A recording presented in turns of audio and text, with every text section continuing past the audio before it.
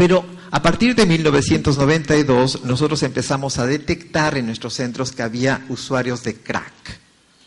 Y entonces empezamos a insistir con otros organismos de que debíamos separar estas drogas, separar el registro de cocaína y de crack, porque parecía que estuviera aumentando de manera uniforme la cocaína y no lo sabíamos. Y luego también el consumo de metanfetamina y cristal nos parecía que era también oculto, que estaba haciendo algo que no estaba siendo correctamente registrado. A partir del año, entonces, 2004, del segundo semestre hasta la actualidad, hicimos una clasificación mucho mayor, más precisa de las sustancias y nos permitió ver, ¿no?, que la droga de mayor consumo sigue siendo en nuestro país la marihuana, que la cocaína sí es el segundo lugar, pero no la supera. Y empezamos a diferenciar también que había un número importante de usuarios de crack en nuestro país, ¿no? Es decir, no tan alto como el de cocaína, pero sí. Y el consumo de éxtasis era mínimo en nuestro país. Entonces rompió un mito de que el consumo de metanfetaminas y de éxtasis, porque la gente decía el éxtasis es lo que está aumentando en México. ¿Y por qué es importante diferenciarlo? Porque lo que hemos estado escuchando en los últimos días, los usuarios de cocaína y de crack tienen perfiles totalmente diferentes, tienen necesidades muy distintas y por lo tanto también la prevención y el tratamiento son muy, muy diferentes. El éxtasis, por ejemplo, es una droga realmente recreativa de clases medias que se utiliza en las fiestas rave, que es básicamente para socializar. La gran diferencia con el cristal o el ice, en donde realmente hay un enorme deterioro, la gente se mete en problemas legales, empiezan a delinquir, empiezan a prostituirse para conseguir esto. Entonces, si lo teníamos junto, entonces eso no se podía observar y entonces somos bastante ineficaces en hacer programas de tratamiento. Ahora sí, vamos a ver cuáles son los factores de riesgo del consumo de drogas ilícitas, ¿no? Okay. Vamos a definir primero qué es un factor de riesgo.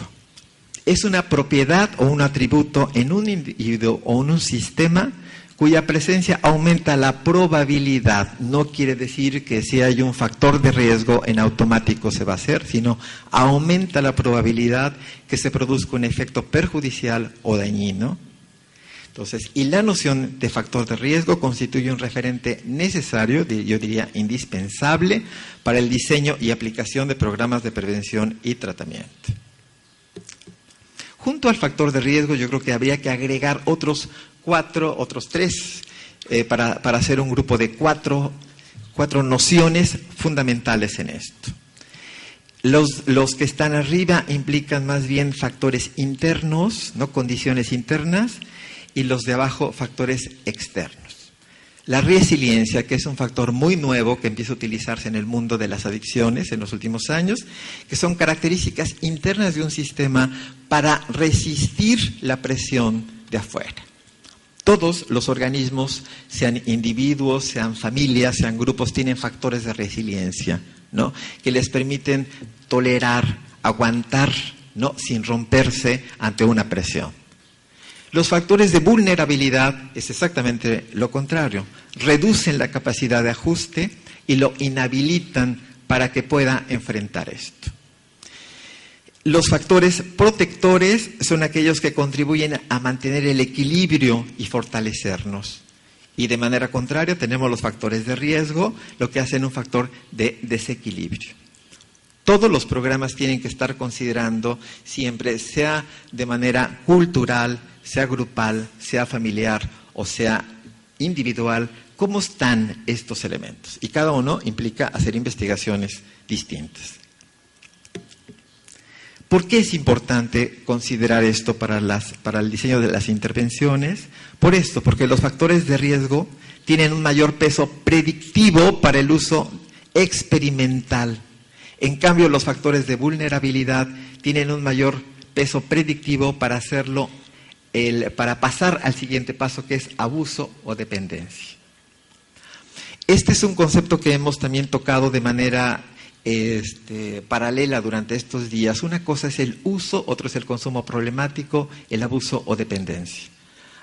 Entonces, los factores de riesgo sí nos llevan más bien al uso experimental. ¿Habrá posibilidad de que la gente no use drogas? Muy complicado, porque uno de los factores que veremos que hace que la gente la utilice es la disponibilidad. Y es muy complicado controlar todo el mercado de drogas finalmente. Porque además los seres humanos somos curiosos y entonces vamos buscando y buscando y buscando qué efectos tenemos distintos.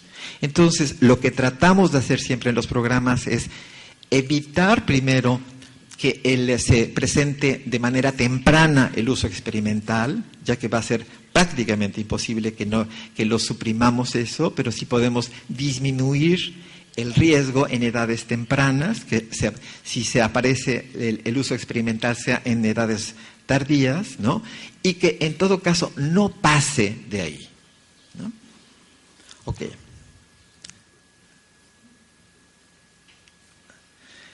Ahora vamos a hablar de distintos tipos de investigaciones que hemos hecho en México, ¿no? Que nos permiten tener entonces una base empírica de cuáles son algunos que han mostrado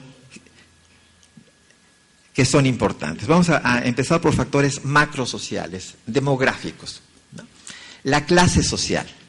Y aquí vamos de principio a ver también que un factor de riesgo es algo también muy relativo. Un factor de riesgo que puede serlo para un adolescente, si lo vemos en un adulto, muy probablemente ya no es un factor de riesgo, ¿no? Entonces hay que considerar cuestiones de género, hay que considerar también la edad en la que lo estamos evaluando. ¿Okay? Clase social. Por ejemplo, en automático uno piensa, bueno, entonces la clase económicamente baja es la más vulnerable. No. En la última encuesta nacional de adicciones en México, que fue en 2008, encontramos que un buen ingreso de parte de la familia, ¿no? Es un factor de riesgo para que un joven utilice drogas. ¿Por qué? Porque tiene más poder adquisitivo, probablemente la familia le da más dinero y eso puede ser, al contrario, un factor de riesgo. Entonces, no es en automático, ¿no? Ni la clase social alta, ni el recurso. Otro factor, por ejemplo, aunque me adelante un poquito, es el trabajar en los jóvenes. El trabajo en un adulto es un factor de protección. El trabajar en un joven es un factor de riesgo, también por la posibilidad de acceso económico. Entonces uno no puede generalizar, ¿no? Es un factor de riesgo, es el trabajo o la ausencia de trabajo. No, depende de quién estamos hablando. ¿Okay? Entonces, el lugar de residencia es muy importante en el sentido de si hay disponibilidad también de uso de drogas. Sabemos que es mucho más fácil conseguir drogas en lugares turísticos, en lugares de producción o tráfico de drogas. Si el lugar es productor de drogas es más accesible que la gente lo utilice, ¿no? Básicamente. Factores sociocomunitarios, deprivación económica. Aquí sí está considerado en estas investigaciones que están reportadas, es básicamente el pertenecer a clases sociales bajas, ¿no? Un bajo apego a la comunidad. Es muy importante, un factor de protección es el apego, el cariño que yo le tenga a mi propia comunidad, a mi grupo social. Si no me siento aceptado, esto es algo que se ha mostrado no solamente en estas investigaciones en México, sino en la literatura internacional. Si yo me siento aceptado por mi comunidad, por mi grupo social, es muy probable que no utilice drogas. Esto tiene que ver con el último inciso de aquí, que es migración. Eso es lo que le sucede, por ejemplo, a la gente migrante. Es lo que nosotros estamos encontrando, por ejemplo, en los estudios que estamos haciendo en migrantes en retorno, migrantes mexicanos en retorno de los Estados Unidos. Durante su estancia en los Estados Unidos aumentaron enormemente el consumo de sustancias. Lo triplicaron o cuadriplicaron cuando ya estaban usándolo. Y uno de los factores que más influyó justamente fue el sentirse rechazado, excluido, marginalizado de ese grupo social. La alta densidad poblacional, porque permite también como esconderse dentro de los grupos. Es decir, en los grupos pequeños es más fácil que me detecten, que me puedan señalar, que sepan que yo estoy usando drogas. En cambio, si vivo en una gran ciudad, es muy probable que no se me mire, ¿no? Que sea como un número más. Las actividades antisociales en el entorno. Vivir, sí, en una comunidad donde hay robos, hay prostitución y donde se consume en droga, hay más probabilidad de que yo también lo haga, ¿no? Otro factor que debe de hacer reflexionar siempre a los legisladores, a la gente que hace las leyes, es la permisividad y tolerancia social del consumo. Esa es una de las cosas que dejan de ver, por ejemplo, cuando se propone legalizar el consumo de drogas ilícitas. Eso querría decir que el contexto social permite el uso. Y eso hay la evidencia también, no solamente en nuestros estudios y a nivel internacional, que la aceptación social del uso de drogas hace que aumente en automático. Eso fue lo que sucedió en Holanda también. En Holanda, cuando se aceptó que se utilizaran en los coffee shops, ¿no? La marihuana nunca se despenalizó. Eso lo hemos platicado con el gobierno de Holanda y nos han aclarado esos malos entendidos que muchas veces la más media dice. Nunca se despenalizó. Lo que se hizo fue ubicar dentro de ciertos lugares los coffee shops que la gente pudiera utilizarlo. Holanda dio vuelta ya atrás a todo esto, diciendo claramente que se equivocaron en esas políticas, porque Holanda empezó a ser un país de altísimo turismo para consumo de drogas, y no solamente de marihuana, sino empezaron a tener drogas duras importantes. Lo mismo ha sucedido con otros países que en un tiempo tuvieron la política de flexibilizar, como Suecia, y ahorita Suecia tiene una política de cero tolerancia no al usuario, sino al consumo de drogas, ¿no? Entonces, esto es algo muy importante. Los factores familiares. Entonces, hay las evidencias de la composición de la estructura familiar, ¿no? A mayor número de hermanos, a lo mejor, como diría el doctor Galina, porque le toca un poquito menos de cariñito, entonces hay más posibilidad de uso de drogas, ¿no? La ausencia de alguno de los padres. Familias monoparentales parece que hay más posibilidad. Ahora, esto es muy importante tampoco ideologizar, porque de pronto las madres, ¿no? Hay muchísimos más hogares de un solo progenitor en donde hay la cabeza es la mujer, entonces se sienten culpables. A los centros nos llegaban muy frecuentemente diciendo, ¿qué hice mal yo? ¿No? Porque eran madres solas.